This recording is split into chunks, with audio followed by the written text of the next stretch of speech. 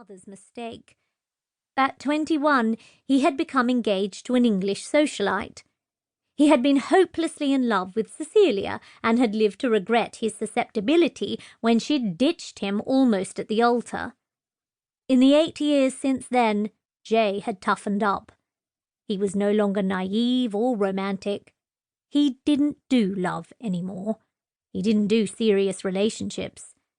There were countless beautiful women willing to share his bed without any promise of a tomorrow, and no woman ever left his bed unsatisfied.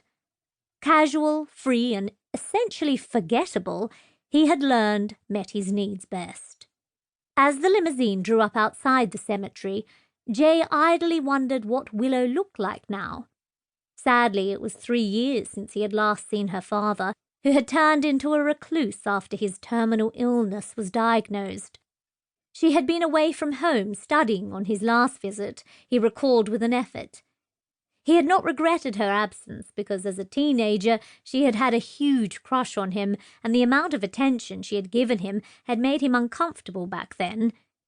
She had been a tiny little thing, though, with that hair of a shade that was neither blonde nor red, and the languid green eyes of a cat, startling against her pale skin. Willow stood at the graveside beside her friend Shelley, listening to the vicar's booming voice as he addressed the tiny group of mourners at her father's graveside. Brian Allerton had had no relatives, and by the time of his passing, even fewer friends, because as his illness had progressed, he had refused all social invitations. Only a couple of old drinking mates, one of whom was a neighbour, had continued to call in to ply him with his favourite whiskey and talk endlessly about football. A slight stir on the road beyond the low cemetery wall momentarily captured Willow's attention, and her breath locked in her throat when she realised that a limousine had drawn up. Several men talking into headsets entered the graveyard first, bodyguards spreading out in a classic formation to scan their surroundings before Jay's tall, powerful figure, sheathed in a dark suit, appeared. Her heart clenched hard because she hadn't been expecting him, having assumed that the message she had left at his London home would arrive too late to be of any use. "Who on earth is that?" Shelley stage whispered in her ear, earning a glance of reproof from the vicar.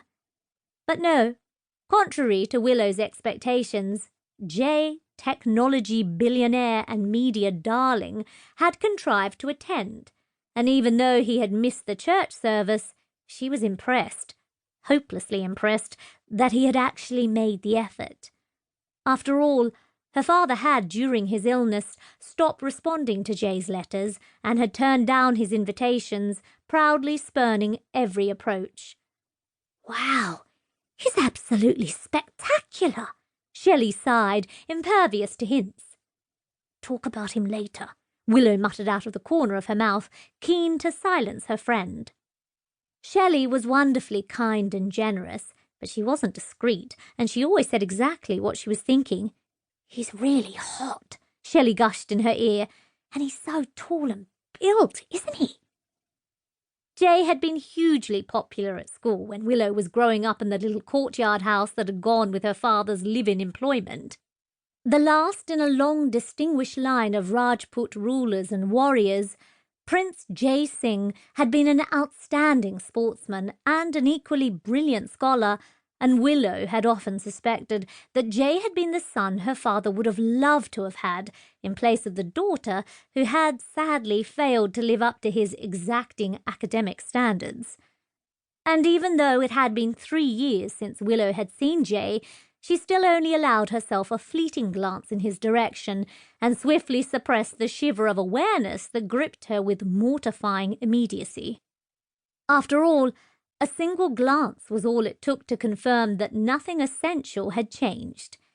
Jay, the son of an Indian maharaja and an English duke's daughter, was drop-dead gorgeous, from the crown of his luxuriant blue-black hair to the toes of his very probably hand-stitched shoes.